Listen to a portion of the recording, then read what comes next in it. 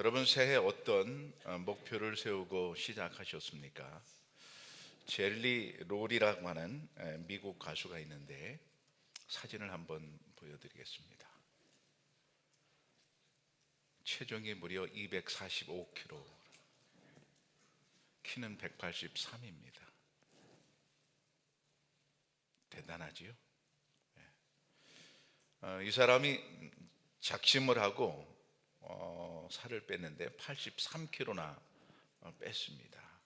그래서 현재 그의 몸무게는 162kg입니다.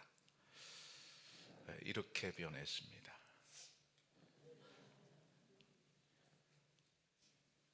날씬하죠? 160입니다. 그래도 앞으로 더 빼서 113까지 빼겠다고 합니다. 어떻게 뺐느냐 묻는 질문에 두 가지를 대답했어요. 식단 조절과 운동이다. 운동 중에는 달리기를 했다 그럽니다. 처음에 2km를 달리는데 달리지 못하고 걸었다고 합니다. 그러다가 점점 뛰기 시작해서 단축 마라톤 5km도 뛰었고 올해는 21km 단축 마라톤에 완주하는 게 목표라고 합니다. 그가 살을 빼기로 결심한 계기를 들어보면 39번째 생일에 스스로 죽어가는 것을 느낄 수 있었다. 심장 질환을 여러 번 앓았는데 이제 정말 해결해야 되겠다는 생각이 들었다. 그래서 전격적으로 살을 빼기 시작했다는 것입니다. 그러면서 살이 점점 빠지고 나니까 이제 새로운 목표가 생겼습니다. 새로운 목표가 뭐냐면 스포츠나 잡지의 표지 모델이 되는 게 꿈이랍니다. 새해 여러분이 세운 목표를 저는 응원합니다. 새로운 목표를 이루기 위해서 여러분 가장 먼저 해야 될 일이 무엇이라고 생각하십니까? 우선 잊어버리는 일이 좀 필요합니다. 달리기 선수는 뒤를 돌아보지 않습니다.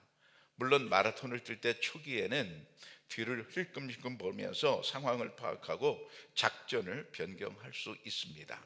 그러나 마지막 순간에는 뒤를 돌아보지 않습니다. 죽어라고 앞만 보고 뛰어야 합니다. 특히 100m 선수는 뒤를 돌아볼 틈이 없습니다. 그저 앞만 보고 뛰어야 합니다. 만약 우리가 뛰다가 뒤를 돌아본다면 무슨 일이 생길까요?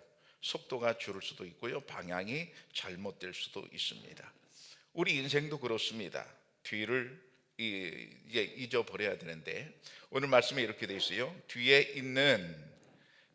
있는이라는 말이 오늘로 보면 오피스라는 말인데 오폐수는 버려야 할 것입니다. 그렇다면 과연 오피스 뒤에 있는 것은 무엇을 의미하는 것일까요? 과거입니다. 우리의 과거를 우리는 잊어버려야 합니다. 우리가 나무를 자를 때, 나무를 켤 때 톱으로 나무를 켭니다. 그러면 이제 거기에 톱밥이 생기고 나무는 켜지지요. 그런데 톱으로 톱밥을 켜는 사람은 없습니다. 왜 그렇습니까? 톱밥은 이미 켜진 상태이기 때문에 켤 필요가 없습니다. 과거는 이미 지나간 시간입니다. 이미 켜진 것입니다. 톱밥입니다. 과거는 톱밥입니다. 다시 켤 필요가 전혀 없습니다. 과거의 일로 우리가 괴로워하면서 시간을 보낸다면 그것은 시간을 허비하고 마는 것입니다. 이미 지나간 톱밥이지요. 인간관계에 있어서도 섭섭한 일은 잘 기억에서 지워지지 않습니다. 그런데 가만히 보면 섭섭했던 일들은 모두 다 과거입니다. 톱밥입니다. 과거에 매여 현재의 삶을 망치는 일이 참 많습니다. 그래서 과거를 잊어야 합니다. 과거를 끊어야 됩니다. 2025년 영원히 사라졌습니다. 앞으로 우리 인생에 다시는 2025년은 오지 않습니다. 작년에 가졌던 섭섭함 다 톱밥입니다. 버리고 가시기를 바랍니다. 이전의 실패 경험을 떠올려서 다시 시작하는 시도조차 못하는 것은 참으로 어리석은 일입니다. 실패를 우리가 생각할 때 실패는 한번 실패할 때마다 이렇게 하면 안 되는구나 하는 것을 한 가지씩 배우는 그런 시간입니다. 그런 시간이 쌓이다 보면 어느 순간 성공 확률이 높아지는 것이죠. 그래서 우리가 과거는 잊어버리고 그리고 앞을 향해서 갈 수 있는 것입니다. 또한 뒤에 있는 것 중에는 성공의 기억도 있습니다. 성공의 기억도 사실은 잊어버려야 합니다. 과거의 영광에만 머물러서 새로운 도전을 하지 않는다면 오히려 과거의 성공이 발목을 잡게 됩니다. 과거의 성공 경험이 만약 오만함으로 작용한다면 그 사람은 결코 성장할 수가 없습니다. 13절에 보면 내가 아직 잡은 줄로 여기지 아니하고 그랬습니다. 사도 바울은 내가 아직 잡았다고 여기지 않는다. 이 말은 무슨 말인가 하면 우리가 손에 뭔가를 꽉 잡았다, 다 이루었다 그렇게 생각하는 순간 더 좋은 것을 잡을 수 없습니다. 지금 손에 잡고 있는 것을 놔버려야 더 좋은 것을 잡을 수가 있는 것이죠. 그러기 위해서는 지금 손에 잡고 있는 것보다 더 좋은 것이 있다는 사실을 알아야 합니다. 우리의 공적이 아무리 크다 할지라도 십자가의 공적보다 클 수 없습니다.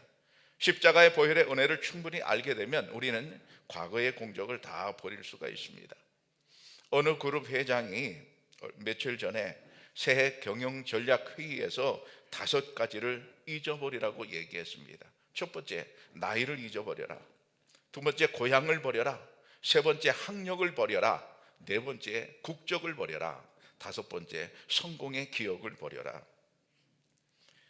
익숙함과 결별하지 않고 우리가 변화하지 않는다면 직면한 문제를 해결할 수 없다는 것은 이 시대에 사는 모든 사람이 공감하는 바입니다. 시대가 너무 빠르게 변화되고 있습니다. 그러니까 과거에 머물러서는 결코 성공할 수가 없는 것이죠. 또 다르게 해석하면 잊어버리면 벗는 것과 같습니다. 잊어버리면 벗음입니다. 수영 선수가 두꺼운 파카 잠바를 벗고 경기할 수는 없습니다. 그 파카를 벗어야 합니다. 에베소서 4장에 보면 너희는 유혹의 욕심을 따라 썩어져가는 구습을 따른 옛사람을 벗어버리고 그랬어요. 이 표현이 참 멋있습니다. 옛사람을 벗어버려라. 여러분, 벗는다는 것은 다시 입지 않는 것을 의미합니다. 벗어버려야 됩니다. 과거를 잊어버려야 됩니다. 우리가 잊어버린다고 해서 손해가 되는 것 아닙니다. 더 많은 이익을 거두는 일이 됩니다. 출애굽한 1세대 세대들이 애굽을 돌아보다가 광야에서 모두 진멸되고 말았습니다. 그들이 애굽을 잊었다면 가나안 땅에 들어갈 수 있었을 터인데 애굽을 잊지를 못했습니다. 그래서 그들은 가나안 땅에 들어가지 못하고 광야에서 죽고 말았습니다. 우리가 잊어버려야 되는 이유는 반드시 잡을 것이 있기 때문입니다. 13절에 보면 앞에 있는 것이라고 그랬어요. 우리가 잡을 게 뭐냐? 앞에 있다. 우리 앞에 있다. 뒤는 잊어버리고 앞에 있는 것을 잡으려고 가야 된다. 근데 이 앞에 있는 것이 과연 무엇인가? 그것은 잠시 후에 좀 자세히 보도록 하고요. 뭔가 좋은 것을 잡기 위해서는 반드시 잃어버려야 될 첫 번째 단계가 필요합니다. 100m 달리기 선수는 자기 앞에 놓인 꼬린 지점을 확인하고 그리고 정확히 그것을 보고 달려갑니다. 달리기 선수의 눈은 어디를 봅니까? 꼬린 지점을 보고 있습니다. 신앙의 경주자의 눈은 어디를 봐야 됩니까? 우리도 마찬가지입니다. 우리도 꼬린 지점을 봐야 됩니다. 달려가는 선수가 목표가 없는 선수가 없는 것처럼 신앙의 경주자도 목표가 없는 사람은 없어야 합니다. 만약 목표가 없거나 목표가 명확하지 않다면 무슨 일이 벌어질까요? 달리기 자체가 재미도 없고 의미도 없을 것입니다. 어떤 사람들은 교회 다니는데 별 의미를 느끼지 못합니다. 별 흥미를 느끼지 못합니다. 왜 그럴까요? 눈의 초점이 흔들리기 때문입니다. 그 사람의 신앙의 목적이 그저 입학, 취업, 사업 성공 이런 거라면 눈의 초점이 흔들릴 수밖에 없습니다. 그런 목표들은 늘 상황에 따라 변하기 때문입니다. 그런 목표는 영원한 목표가 되지 못합니다. 그 목표 자체가 이미 불안합니다. 사업 성공 하나만 예를 든다면 여러분 어디까지 가야 성공이라고 말할 수 있습니까? 계속해서 목표가 변하는 것입니다. 목표 자체가 불안한 것이죠. 엉뚱한 데를 바라보기 때문에 바라보는 자신도 불안할 수밖에 없는 것입니다. 교회 안에서 어떤 사람이 직분이 목표라면 감정이 상할 수 있습니다. 그것은 진정한 목표가 아니기 때문에 늘 불안합니다. 어떤 이들은 교회 다니다가 가끔 사고가 납니다. 마치 차가 길가에 처박힌 것처럼 그렇게 사고가 날 때가 있습니다. 그런 분들은 눈을 아예 감고 다닙니다. 졸음운전과 비슷합니다. 여러분, 졸음운전은 음주운전보다 더 무섭다고 합니다. 깜빡 조는 사이에 차가 그냥 몇십 미터, 몇백 미터를 그냥 달려갑니다. 지나고 나면 정말 아찔합니다. 얼마나 아찔한지 모릅니다. 이런 사람들은 신앙의 목표가 없는 사람입니다. 눈을 질끈 감고 그냥 믿는다고 합니다. 꺼주시기 바랍니다.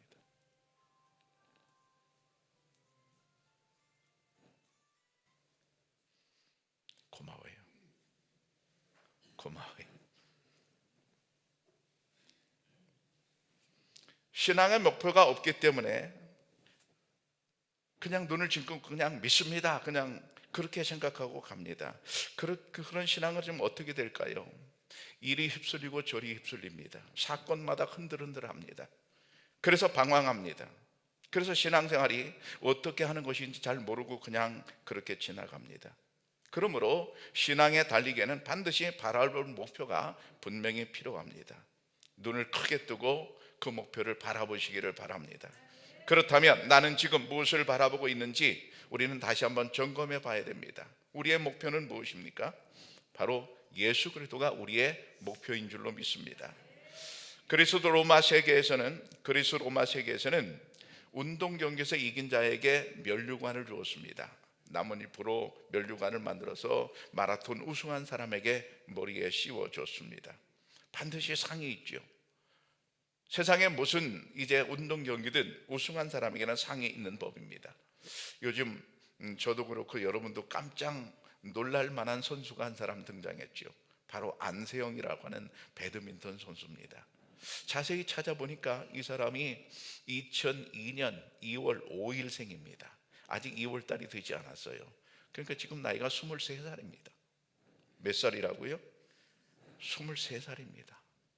33살도 아니고요, 43살도 아니고요, 고작 23살입니다.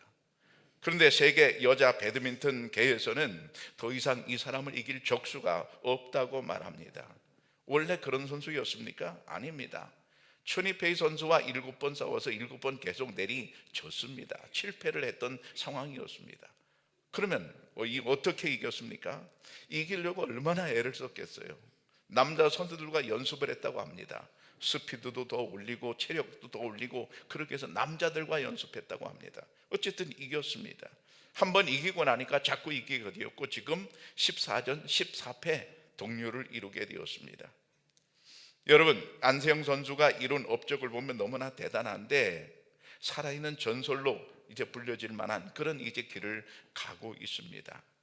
그는 대회 나가면 무조건 우승 트로피를 이제 받게 되는 그런 입장이 되고 말았습니다. 얼마나 열심히 했으면 여러분 그런 선수가 됐을까요? 대단한 일이지요. 여러분, 이와 마찬가지로 믿음의 선한 싸움을 싸운 사람들은 하나님께서 보상을 주시겠다고 약속하십니다. 14절에 보면 부름의 상을 위하여 달려가노라 그랬어요. 부름의 상을 위하여 달려가노라. 이 과연 부름의 상이 뭘까요? 클레세우스라는 말인데요, 하나님께서 우리를 부르시고 부른 사람에게 상을 주신다 이 말씀이거든요. 하나님께서 부르신 겁니다. 하나님께서 우리를 부르신 겁니다. 이 자리에 우리가 여기 있는 것은 하나님께서 부르셔서 우리가 여기 있는 겁니다. 하나님께서 부르시고 우리 각자에게 사명을 주셨습니다. 우리를 이 자리에 초대하신 것 하나님이시고 내가 어찌어찌해서 그냥 나온 게 아닙니다. 내가 살다 보니까 그냥 나온 게 아니고요, 우연히 그냥 나온 게 아니고요, 사람들에 이끌려서 그냥 나온 게 아닙니다. 창조주 하나님의 계획과 섭리 가운데 하나님이 우리를 부르셔서 내가 여기 와서 앉아 있는 줄로 믿습니다. 하나님께서는 사도 바울도 다메섹 도상에서 부르셨습니다. 하나님께서는 모세도 가시떨기 나무 사이에서 부르셨습니다. 하나님께서는 아브라함도 갈대아 우르에서 부르셨습니다. 하나님께서는 우리를 각자의 자리에서 불러서 여기 오게 하셨습니다. 이 부르심에 응답한 자에게 하나님은 상을 베풀어 주신다는 말씀입니다. 이 말씀에 대한 사도 바울의 고백을 한번 들어보십시오. 디모데후서 4장 8절에 보면 이제 후로는 나를 위하여 의의 면류관이 예비되었으므로 주 곧 의로우신 재판장이 그날에 내게 주실 것이며 내게만 아니라 주의 나타나심을 사모하는 모든 자에게도니라 그랬습니다. 하나님께서 사도 바울에게 주실 상이 있는데 사도 바울은 이렇게 말하고 있어요. 그 상이 뭐냐? 나를 위해서 준비된 상이다 이렇게 말하고 있습니다. 철저하게 개인적인 상입니다. 전 국민에게 모두 똑같이 나눠주는 상품권이 아니라는 얘기예요. 하나님께서 각 개인에게 이건 너의 상이야, 이건 너의 상이야, 이건 너의 상이야, 그리고 각 사람에게 주시는 상이라는 말씀입니다. 내가 봉사한 대로 상을 받게 될 줄로 믿습니다. 내가 충성한 대로 상을 받게 됩니다. 바로 이게 우리에게 위로가 됩니다. 우리가 교회에서 봉사하다가 일하다 보면 때로 낙심할 때가 있습니다. 어떤 소리를 들었을 때 우리는 절망할 때도 있습니다. 그럴 때 하나님께서 개인적인 상, 나를 위해서 준비한 상이 있다는 걸 우리가 믿게 된다면 여러분, 그 사람은 그것 자체로 위로가 될 줄로 믿습니다. 나를 위해서 하나님이 준비해 놓은 상이 있다는데 뭐가 걱정이겠어요? 누가 무슨 말 하는 게 그게 무슨 문제겠어요? 아무 문제가 안 되죠. 하나님이 나를 위해서 준비해 놓으시는데 여러분, 그러면 된 것 아니겠어요? 그 다음에 사도 바울은 또 이렇게 말해요. 의로우신 재판장이 그날에 내게 주신다. 의로우신 재판장이 주신다 그럽니다. 여기 의로우신 재판장이 주신다는 의미가 뭘까요? 하나님께서 우리에게 주시는 이 상은 공평하다 그 말입니다. 공평하기 때문에 천국에서 상을 받을 때 여러분, 아무도 투덜거리는 사람이 없습니다. 아무도 부러워하는 사람도 없고요, 아무도 시기하는 사람도 없고요, 아무도 시비 거는 사람도 아무도 없습니다. 천국에서는. 왜 천국에서는 아무런 시비가 없을까요? 상을 차등을 두어서 줘도 아무런 불만이 왜 없을까요? 너무나 정확하기 때문입니다. 정확한 데는 불만이 있을 데가 없어요. 그러므로 여러분, 우리가 교회 다니면서 하나님의 일을 할 때 남들이 모르는 헌신을 했다, 남들이 모르는 그런 내가 일을 했다, 걱정할 것 없어요. 남들이 못 알아준다고, 안 알아준다고 걱정할 거 하나도 없어요. 하나님께서 의로우신 줄로 믿습니다. 여러분, 우리가 이 세상 살아가는데 공평한 것이 참 기분 좋은 것이거든요. 이 세상은 때로 불공정합니다. 그렇기 때문에 우리가 신경 쓰이는 거고요, 그렇기 때문에 우리가 불안한 겁니다. 이 세상이 때로 공평하지 못하기 때문에 우리는 불만족스럽습니다. 공평하기만 하다면 여러분 살만합니다. 그런데 이 세상은 공평하기가 참 어렵습니다. 어디서 완전한 공평이 이루어질까요? 바로 천국입니다. 왜 천국일까요? 공평하기 때문에 천국입니다. 거기는 의로우신 재판장이 직접 통치하는 곳입니다. 예수님이 직접 통치하는 곳입니다. 그렇기 때문에 거기에는 일체의 오류도 있을 수가 없습니다. 그러므로 여러분, 우리가 하나님께서 우리에게 주실 상을 생각할 때 전혀 염려하지 말 것은 공평하신 주님이 주시기 때문입니다. 또한 사도 바울은 이렇게 말합니다. 그 상이 예비되었다 이렇게 말합니다. 예비되었으므로. 여기 예비되었으므로는 과거형도 아니고요, 미래형도 아닙니다. 여기는 현재형으로 쓰여져 있습니다. 갑자기 없던 상을 내가 너에게 만들어 주겠다 이런 게 아닙니다. 이미 지금 현재, 우리가 나중에 아니라 지금 현재 하나님께서 이미 상을 준비해 놓고 계신다 그 말입니다. 가끔 윈블던 테니스 경기를 보다 보면, 결승전을 보다 보면, 결승전을 이제 거의 끝나갈 무렵에, 승자가 거의 정해졌을 무렵에 화면이 딱 바뀝니다. 트로피로 딱 바뀌어요. 그 트로피 앞에는 각인사가 우승한 사람의 이름을 정성껏 새기고 있는 장면이 나옵니다. 저는 그때 보면 저기 내 이름이 새겨지면 얼마나 좋을까 생각을 해보는데 꿈도 못 꾸는 일이지요. 참 멋지죠. 거기에 자기 이름이, 챔피언의 이름이 딱 새겨지는데, 근데 알고 보니까 그때 새기는 그런 챔피언 트로피는요, 줬다가 다시 뺐는데요, 영구 보관한대요. 그리고 똑같은 걸 또 만들어서 챔피언에게 나중에 준다고 합니다. 어쨌든 거기에 자기 이름을 새기는 거예요. 저는 그것을 보면서 하나님께서 우리에게 주실 상을 이미 예배해놨다고 하는 것은 바로 그 모습이 아닌가. 우리에게 주실 그런 상들에 하나님은 이름이 이미 새겨놓으신 것 아닌가. 하나님은 이미 우리에게 주실 상을 준비하고 계신 줄로 믿습니다. 거기 예배되었다고 할 때 하나님께서는 그날에 내게 주시려고, 다른 사람이 아니라 내게 주시려고 내 이름을 거기에 새겨 놓을 것을 저는 이제 생각합니다. 여러분, 다른 사람의 상일 수가 없습니다. 분명히 나의 상입니다. 이런 확신의 근거가 있습니다. 디모데후서 4장 7절에 보면, 나는 선한 싸움을 싸우고 나의 달려갈 길을 마치고 믿음을 지켰으니 그럽니다. 내가 믿음을 지켰으니 하나님께서 그날에 나에게 그 상을 줄 것이다, 이렇게 믿고 있거든요. 여기서 중요한 단어가 이겁니다. 믿음을 지켰다는 것입니다. 믿음을 끝까지 잘 지킨 것입니다. 하나님께서 부르셨고 그 부르심에 응답해서 끝까지 믿음을 잘 지킨 것, 그것 때문에 하나님께서 나에게 부름의 상을 주실 것이다, 이렇게 믿었습니다. 청양교회 성도 여러분, 끝까지 믿음을 잘 지키시기를 축복합니다. 이게 보통이 아닙니다. 엄청나게 잘하는 일입니다. 여러분, 우리 학교 졸업식에 가보면 여러분 상을 받는, 성적이 우수해서 상을 받는 것도 좋지만 정말 중요한 건 뭡니까? 졸업했다는 겁니다. 잘 3년 동안 견뎠다는 겁니다. 초등학교 6년 동안 잘 견뎠다는 겁니다. 우리가 끝까지 잘 견디는 것, 이것이야말로 참 아름다운 일입니다. 왜 그렇습니까? 그동안 얼마나 많은 어려운 일들이 있었습니까? 얼마나 많은 고난이 있으며, 얼마나 많은 슬픈 일이 있으며, 얼마나 많은 사건들이 그 안에 있습니까? 그러나 그 모든 사건들을 다 지나서, 다 참고 잘 견뎌서 결국 마지막까지 믿음을 지켰다는 것이거든요. 바로 이것을 하나님은 중요하게 보시는 겁니다. 사건이 아무것도 없으면 모르겠거니와, 어려운 일이 아무것도 없으면 모르겠거니와, 그렇지 않잖아요. 우리의 신앙생활은 얼마나 많은 이제 시험들이 있습니까? 얼마나 많은 고난들이 있습니까? 때로는 포기하고 싶을 때가 얼마나 많습니까? 근데 그 모든 고난을 다 있지만 잘 견디고 끝까지 잘 참아낸 겁니다. 그래서 믿음을 지킨 겁니다. 하나님이 이것을 귀하게 보시고 무엇보다도 큰 상을, 바로 믿음을 지킨 것에 대한 상을 주실 줄로 믿습니다. 고린도전서 9장에 보면 그들은 썩지 아니할 승리자의 관을 얻고자 하되 우리는 썩지 아니할 것을 얻고자 하느라. 그들은 썩을 승리자의 관을 얻고자 한다.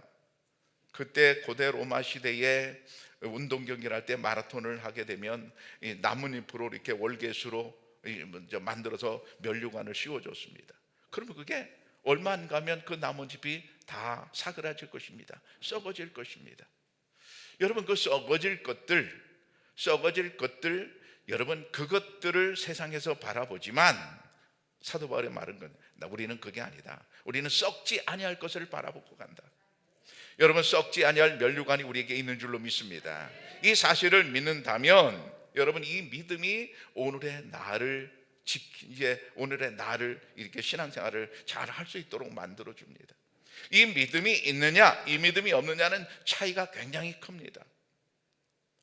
현실적으로 나에게 아무것도 잡히는 게 없는 것처럼, 허망한 것처럼 느껴진다. 그것은 사탕 발림 같다, 이렇게 생각하고 교회를 다니는 사람들은 어려운 일이 생기면 쉽게 넘어집니다. 쉽게 그냥 좌절할 수 있습니다. 근데 아니야, 하나님께서 나에게 썩지 아니할 그런 상을 주신다고 해서 그걸 분명히 믿는 사람들은 똑같이 어려운 일이 생겨도 끄떡없이 넘어갑니다. 왜? 하나님께서 내게 주신 상을 믿기 때문에 그렇습니다. 여러분 모두에게 이런 믿음이 있기를 축복합니다. 또 이 상의 특징이 있는데, 야고보서 1장에 보면 시험을 참는 자는 복이 있나니 이는 시련을 이겨낸 자가 주께서 자기를 사랑하는 자들에게 약속하신 생명의 면류관을 얻을 것이기 때문이라 그랬습니다. 이 상의 특징은 뭐냐면 약속된 바다, 그런 얘기예요. 약속된, 이미 하나님께서 우리에게 주기로 약속된 생명의 면류관이라고 말씀합니다. 그러니까 이것은 약속이기 때문에 변개될 수 없습니다. 변할 수 없습니다. 깨질 수 없습니다. 하나님이 우리에게 준다고 약속한 바가 있는 겁니다. 깨지지 않습니다. 여러분, 사람들의 약속은 가끔 깨질 수도 있어요. 근데 아니에요. 하나님께서 우리에게 하신 약속은 절대 깨질 리가 없습니다. 우리만 안 깨면 하나님이 깨실 일은 없어요.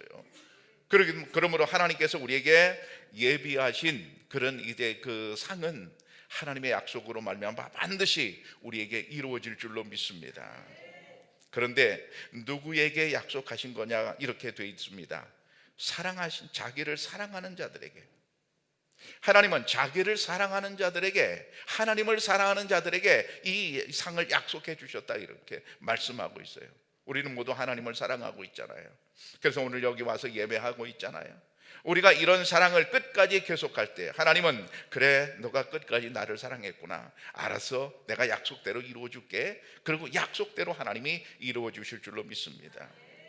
우리는 하나님의 사랑을 받은 사람들이고 또 또 하나님을 사랑하는 사람들입니다. 또 우리는 하나님의 부르심을 받은 사람들입니다. 또 우리는 하나님의 약속을 받은 사람들입니다. 그러므로 우리는 이미 상을 확보하고 살아가는 사람들입니다. 이미 83kg을 뺀 젤리 롤은 다른 목표가 생겼다고 했습니다. 예전에는 살을 빼는 게 목표였다면 이제는 잡지 모델이 되는 게 목표라고 했습니다. 우리가 하나님을 믿고 구원받았어요. 구원 이미 받았으면 구원받는 게 목표일 수 없습니다. 이제 구원을 받았으면 그 다음 목표가 있어야 됩니다. 무엇입니까? 부름의 상입니다. 하나님께서 내게 부름의 상을 주신다고 했으니까 내게 부름의 상을 받도록, 주님께서 내게 약속하신 그 상을 받도록 그 다음 목표를 향해서 나아가야 될 줄로 믿습니다. 사랑하는 총회학교 성도 여러분, 이전 것은 지나갔습니다. 새 것이 되었습니다. 잊을 것은 잊어야 앞으로 갈 수 있습니다. 우리 앞에 있는 영원하고 가치 있는 목표, 부름의 상을 바라보시기를 바랍니다. 우리 앞에 있는 영원한 목표를 바라보며 한 해를 또 열심히 달려가시기를 바랍니다. 기도하겠습니다.